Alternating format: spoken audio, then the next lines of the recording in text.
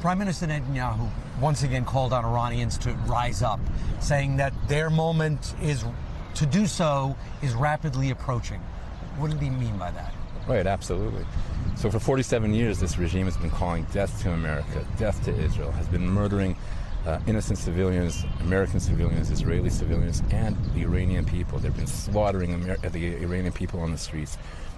Thousands of them, tens of thousands of them.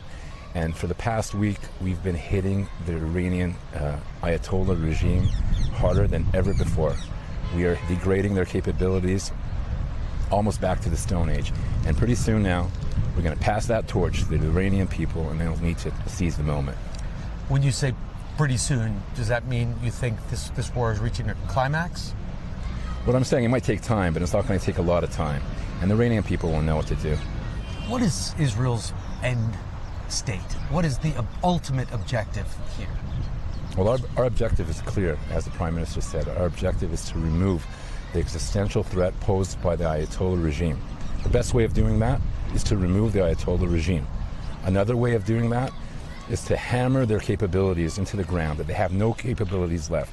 That is not mutually exclusive. Remove the regime, degrade the capability.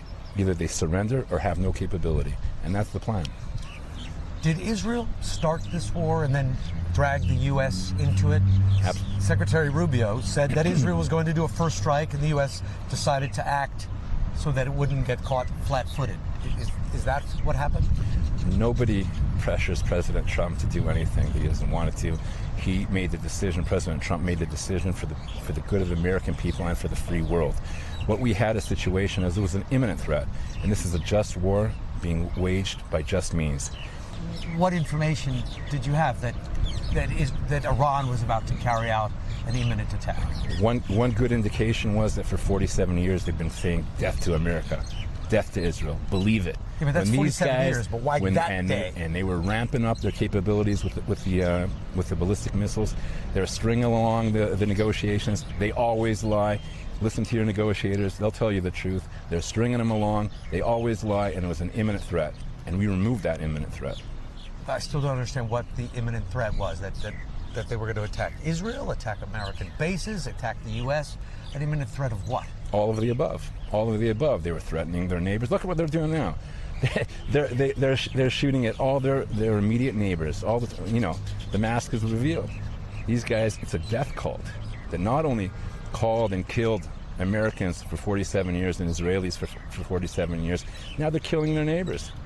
Of course they're firing now because they're under attack. There's a hot war going on. I'm trying to understand what started this war. They slaughtered thousands, tens of thousands of Iranians. They slaughtered them on the streets. 30,000 innocent people were slaughtered on the streets in a matter of days. It's a death cult. It's a death cult, and we're removing that threat. President Trump said that Iran was weeks away from developing a nuclear weapon and potentially using one. Is that Prime Minister Netanyahu's assessment as well? Well, we know that they wanted it. We know that they were planning it. We know that was the imminent threat. You see today what they're doing with the oil. They're blackmailing the world with the oil. They would blackmail the world with the nukes. President Trump is saving the free world right now. But were they just weeks away from having a nuclear weapon?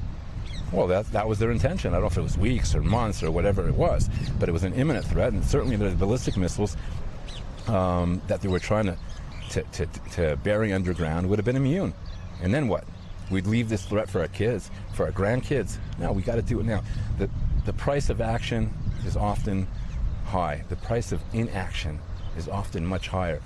Where is this war with Lebanon going? Where it seems to be every day more and more people are being displaced. Hundreds of thousands of people have been displaced. Israeli troops are moving deeper into Lebanon. What's Israel's goal in Lebanon? Well, the Lebanese people and the Lebanese government should take their destiny in their own hand. They should take their country back. They should take their country back. And if they can't deal with or disarm Hezbollah, like we agreed, then somebody else needs to do it. And we're not going to leave our civilians in jeopardy. So if Hezbollah does the mistake of attacking us and to continue attacking us, Dahia is going to look like Gaza. Dahia, the neighborhood in South Beirut. Yes, sir. So it sounds like you're calling for a similar strategy in Iran as you are in Lebanon. Hit the weapons, hit Hezbollah or the Iranian government, and hope that the people can take power and fill a vacuum. I'm actually calling for sense. I'm calling for the Lebanese government, to do what they said they would do, and to do the right things. We're not looking for escalation, but if they attack us, it'll be a big, big mistake.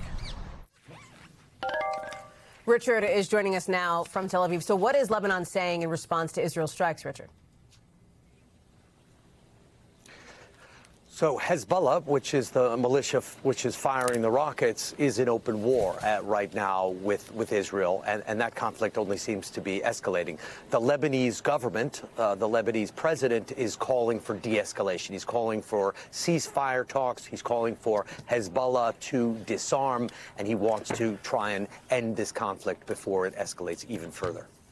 Richard Engel, we're glad to have you there live for us from Tel Aviv tonight. Thank you. We thank you for watching, and remember, stay updated on breaking news and top stories on the NBC News app or watch live on our YouTube channel.